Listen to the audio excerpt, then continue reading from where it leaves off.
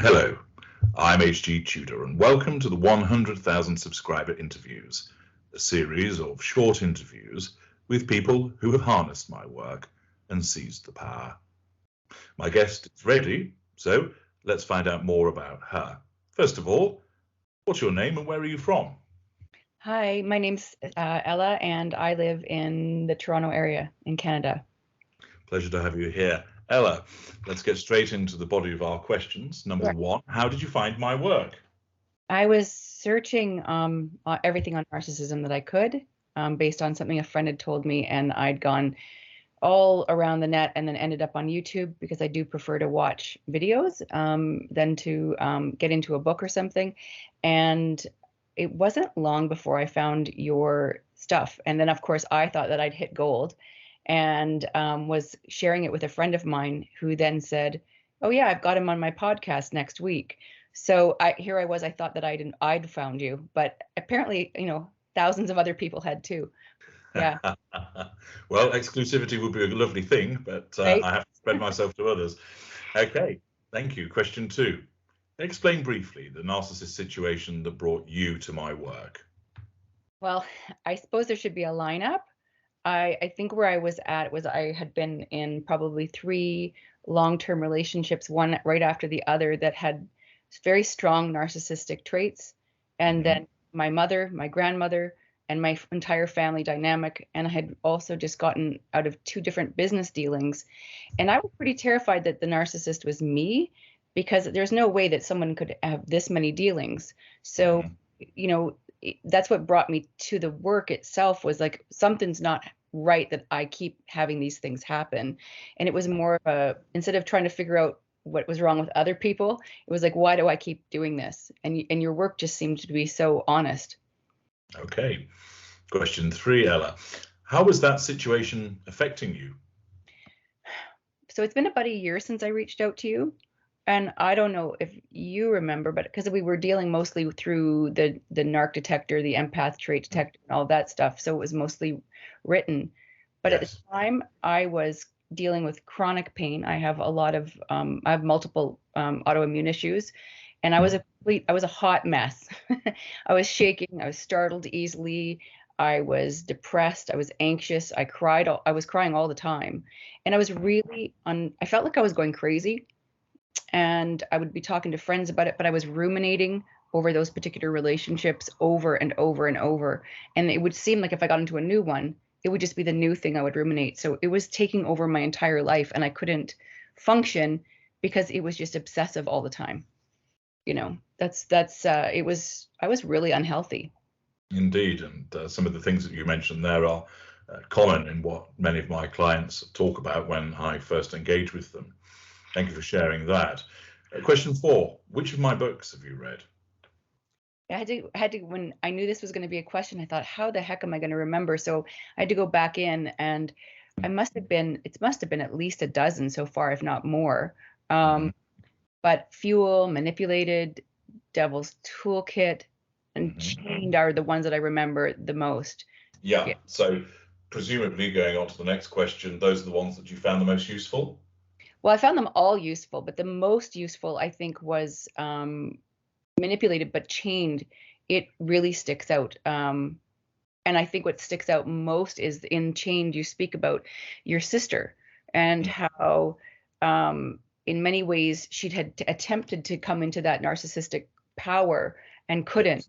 And I sat down and it made me cry because I felt like somebody had actually gone into the little me when I was younger and actually sat next to me and saw that, because I had really, I think that I also envy a lot of the narcissists that I've known in my life. There's some sort of laissez-faire. They don't give a crap about what other people think, and I've been so riddled with it. But what you'd said in there about, the safety and security was what had her not be able to take that final leap as a result of the things that she'd experienced. And it really was like walking through my own childhood, and I felt seen for like in a way that I don't think been seen before, and it was really important. That's useful to know, and I'm pleased that it gave you that recognition that you sought in terms of getting answers. Yeah. Question 6, Ella. Which product from the Knowledge Vault has helped you the most? Well, in case anybody listening can tell, I talk a lot. So the virtues of keeping your mouth shut is like the best. It's helped my business. It's helped small talk. It's helped in my personal relationships. It's been like the best. It's actually, I should have a t-shirt upside down so that I can, when I look down, it reminds me to keep my mouth shut. Well, silence is a powerful tool, as you've learned, and to use it in certain situations. So well done you. Yeah. Question 7. What made you organize an audio consultation with me? Well, I talked with therapists throughout my whole life. I mean, I've been in and out of therapist situations and support since from the tumultuous nature of my childhood. So I've been looking my whole life. But what I've noticed is that when I try to talk about my childhood, I often get that kind of it's not, I guess maybe it's pity or overly concerned stare from people, and it made me very uncomfortable. And I noticed too that I could manipulate a lot of therapists, and I could take on that victim role, and which I didn't necessarily want to. It would just start to kind of happen. They would offer a victim as the way out, so I would end up taking it. In fact, I didn't even know I was a victim until therapists started telling me that, and then I saw that that was something I could use. So when I reached out to you, one, it was to find out if I was actually the narcissist, right? Which is originally, but the audio organization, the audio part of it, to stay with your question, which is to actually find if I can talk to somebody about the darkness part of my childhood without the pity or the face or the the feeling sorry or this idea to diagnose me and medicate me. I just wanted to be free to talk about with somebody who wasn't going to be gasping or, tutting or something like that. And it just to be able to have the freedom, because when you talked about your sister, like, oh, well, then I can talk to this person without, and also you were far enough away that I was in a safe place, Absolutely. So Yes. it felt like I could talk to someone of my own kind, even though we wound up slightly different. We both had something at the beginning that made us the same. Does that make sense? I don't know. Indeed it does. And of course, coming to me, two of the things that you sought there, you're never going to get pity from me. Right? And that was part of the charm, was that I wasn't. Exactly. And secondly, you're never going to see the face being pulled because, of course, you don't see me. So tick, tick, all good. Yeah. And so prior to that, Ella, when you were about to speak to me for the first time, how were you feeling? I was really nervous, cotton mouth, shaky, partially because of obviously you have a following, so there's a bit of celebrity towards you, and of course because as I learned in the addiction triple package, I am addicted to you and all other of your kind. So there was a bit of that too, but mostly just the joy and excitement of anticipating actually finding some peace and some way out of the mess that I'd gotten myself into. So there was a lot of nervous, but then there was a lot of excitement too. Good. And question 9, Ella. Where do you find yourself now with regard to the narcissist situation that you were describing earlier on? Well, I've gone no contact with my dad. 52 years old. I guess we're never too old to learn those things. I've gone, and then I've walked away from very unhealthy narcissistic relationships, friendships.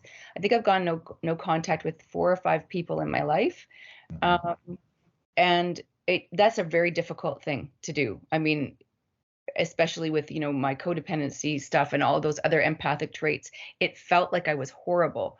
But it's amazing how much stronger I get with every day that I've been. It was almost as though making the choice to go no contact was the hardest, but as soon as I made it, it was okay. It was the making of it. And as soon as I did it, and everything kind of changed. So my autoimmune responses are down. My inflammation in my body's down. I've probably lost 20 plus pounds in the last year and a bit. And I'm feeling more secure. And of course, there are things that bubble up, but I feel like I'm a little bit more, a lot more stable. And then I know, because I reach out to you every 4 to 6 weeks to have a call, Hmm. I only have to, I can say, okay, I can do this for 4 to 6 weeks. I can, and if I needed to, I could, reach out before then. But it's like knowing that I have another appointment with you, almost like I can stay sober, narcissistic sober until the Sure. next one. And then in some ways, my talks with you give me that hit that I need. Yeah. So maybe like you're the, what is it called? What is that stuff they give you when I'm the methadone, aren't I? you're the methadone for Yeah. the crack? So, Yeah, absolutely. It's interesting you make the point about the decision to go no contact was the hardest, but once you'd actually done it, it wasn't as bad. And that's a common sentiment that's felt by many people because of the emotional thinking prevents them from taking that step. So it's a useful observation.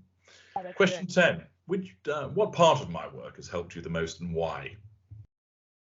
Well, that's like, I mean, each of your videos brings so much value. Mhm. And maybe because it's so easy to gaslight myself, and having been raised by and around narcissists and narcissistic thinking people, is that I just hopped from one person to the next and then brought my emotional thinking along. So in some ways, I almost groomed myself for the next one. I kept Yeah. increasing the level of narcissist, and the quality of narcissist kept getting better, because as I got healthier, I just had a fancier version to offer up to the next person. And then, of Yeah. course, that next narcissist would save me from the last one. Yeah. So I Well, think the emotional thinking part was the best part of the work, is you teaching me how to look at myself in the mirror when I'm yeah. in my emotional thinking, and then be the rational me talking to the emotional me. Was that around the emotional thinking was phenomenal. It's been the most altering, because I can snap myself out of it now. Good.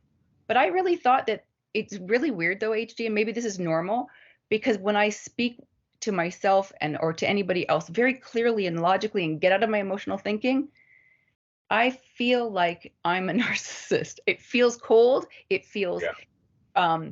too rational, and it feels, well, unemotional, which to me, in my world, anytime I'm unemotional, I must be narcissistic. So then I would back off from those choices.